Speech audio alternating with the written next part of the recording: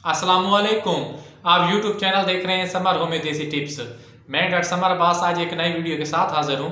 तो दोस्तों आज की वीडियो बहुत ही ज़बरदस्त और कमाल की होने वाली है। और आज की जो हमारी वीडियो का टॉपिक है वो है कि खुराक को हजम करने का आसान तरीका।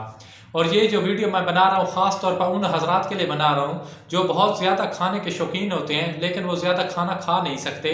उनको मैदे का या पेट का बहुत ज़्यादा टेंशन रहती है, गैस बन जाता है, अफार हो जाता है या खुराक हजम नहीं होती, भूख नहीं लगती, बस वो देख सकते हैं लेकिन खा कोई नहीं सकते। तो चलते हैं वीडियो की तरफ। वीडियो शुरू करने से पहले जो रिक्वेस्ट हम हर वीडियो में आपसे करते हैं कि प्लीज़ हमारे चैनल को सब्सक्राइब करें और साथ लगे हुए बेल के आइकन को ज़रूर दबाया करें ताकि नई आने वाली वीडियो जल्द से जल्द आप तक पहुंच सके और ज़्यादा से ज़्यादा लोगों का फ़ायदा हो सके। तो दोस्तों सबसे पहले सवाल जहन में आता है कि हमारा मैदा क्यों जल्दी ख़राब हो जाता है। सबसे पहले जो मेन वजह है कि वो जो खुराक हम खाते हैं उसका नाकिस इस्तेमाल होता है या उसमें जो चीज़ें इस्तेमाल की जाती हैं उनका प्रॉब्लम होता है। और जो इसकी ख़ास तीसरी बड़ी मेन वजह है वो है ये खुराक सही पक्की हुई नहीं होती। और जो इंसान मैदे का कमज़ोर होता है या जिसका मतलब ये प्रॉब्लम रहती है तो उसको ये देसी नुस्खा इस्तेमाल करना चाहिए, क्योंकि ये जो नुस्खा हम आप तक पहुंचाते हैं प्योर कुदरती और नेचुरल होते हैं। इसमें किसी किस्म के कोई साइड इफ़ेक्ट या कोई केमिकल्स वाली चीज़ नहीं होती।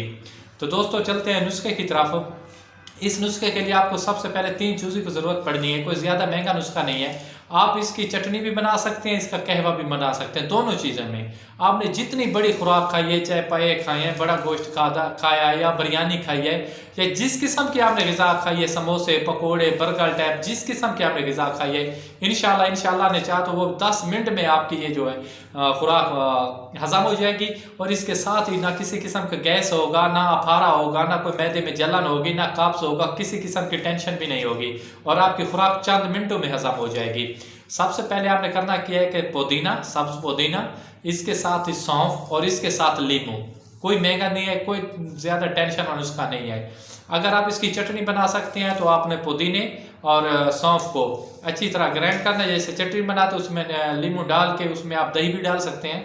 तो इसको आपने खाना है, इसमें कोई ज़्यादा नुकसान वाली बात नहीं है या इसका आसान तरीका है। अगर इसका कहवा बनाना है तो आप पानी को उबालें, अच्छी तरह उबाल के उसमें पुदीना डाल दें। जैसे पुदीना आपको उसका जो है निचोड़ उसमें आ जाता है पानी में, तो उसके अंदर आप ये दोनों चीज़ें सौंफ और साथ में पुदीना, सौंफ और इसके साथ वो तीसरी क्या चीज़ बता रहा था यार, पुदीना सौंफ और लीमू, हम अपनी ज़बान में नींबू भी कहते हैं, लीमू, वो आपने आधा डाल देना है। इंशाल्लाह हमने सुबह शाम पीना है। और ये नुस्खा आप ज़्यादा से ज़्यादा 15 दिन तक इस्तेमाल करें, इससे ज़्यादा नहीं इस्तेमाल करना।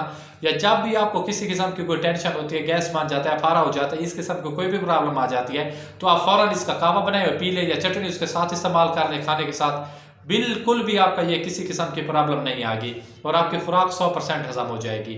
तो अपने भाई को दीजिए इजाज़त। खुदा हाफिज़, वस्सलाम, जज़ाकल्लाह।